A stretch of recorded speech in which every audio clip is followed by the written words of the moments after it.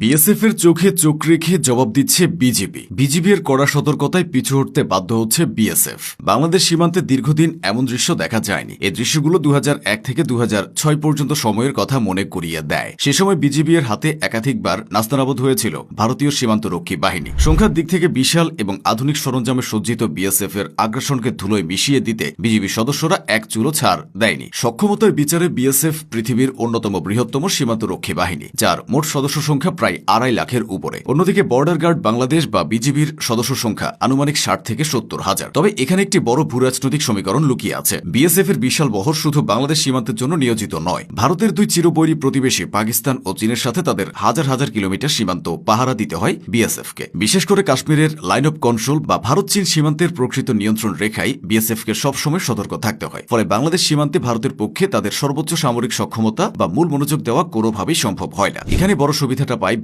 BGB সম্পূর্ণ নজর এবং মনোযোগ এককভাবে বাংলাদেশের সীমান্ত সুরক্ষায় থাকে। তাছাড়া সাম্প্রতিক বছরগুলোতে বর্ডার গার্ড বাংলাদেশ আধুনিকায়নের ছোঁয়ায় একটি ত্রিমাত্রিক দূরপাল্লার বাহিনী হিসেবে আত্মপ্রকাশ করেছে। এখন বিজিবির বহরে যুক্ত হয়েছে নিজস্ব এয়ার উইং বা উপযোগী হেলিকপ্টার, যা যেকোনো দুর্গম সীমান্তে দ্রুত সৈন্য মোতায়েন করতে পারে। শত্রুর ট্যাঙ্ক বা সাজোয়াজান গুড়িয়ে দিতে বিজিবির হাতে এখন রয়েছে সবচেয়ে সর্বাধুনিক Russian anti tank guided missile. আরও আছে ড্রোন নজরদারি ব্যবস্থা, থার্মাল ইমেজিং ডিভাইস এবং অত্যাধুনিক অটোমেটিক অ্যাসল্ট রাইফেল। ফলে ভৌগোলিক সুবিধা, নিজস্ব রণকৌশল এবং সদস্যদের দেশপ্রেমের কারণে শক্তির বিচারে বিজিবি এখন কোনো অংশে কম নয়। এই সক্ষমতার প্রমাণ তারা অতীতে অনেকবার দেখিয়েছে। বিজিবি কিভাবে বিএসএফ কে নাস্তানাবুদ করেছিল তার সবচেয়ে বড় এবং ঐতিহাসিক উদাহরণ হল 2001 সালের কুড়িগ্রামের রৌমারী সীমান্তের লড়াই। বিএসএফ তৎকালীন বিডিআর এর উপর আধিপত্য বিস্তার করতে আকাশসীমা লঙ্ঘন ও ভারী সরঞ্জাম নিয়ে আচমকা রৌমারীর বড়াইবাড়ি ক্যাম্প দখলের উদ্দেশ্যে চালায়। কিন্তু বিডিআর সদস্যরা পিছু হটেনি, বরং স্থানীয় বীর জনতার সহায়তায় এক অভূতপূর্ব প্রতিরোধ গড়ে তোলেন। বিডিআর এর পাল্টা প্রতিরোধে বিএসএফ পুরোপুরি দিশেহারা হয়ে পড়ে। সেই লড়াই বিএসএফ এর বহু সৈন্য প্রাণ হারায়। এটি ছিল আধুনিক ভারতের ইতিহাসে তাদের সীমান্তরক্ষী বাহিনীর সবচেয়ে বড় ও লজ্জাজনক পরাজয়গুলোর একটি। রৌমারী ছাড়াও 2001 সালের এপ্রিল মাসে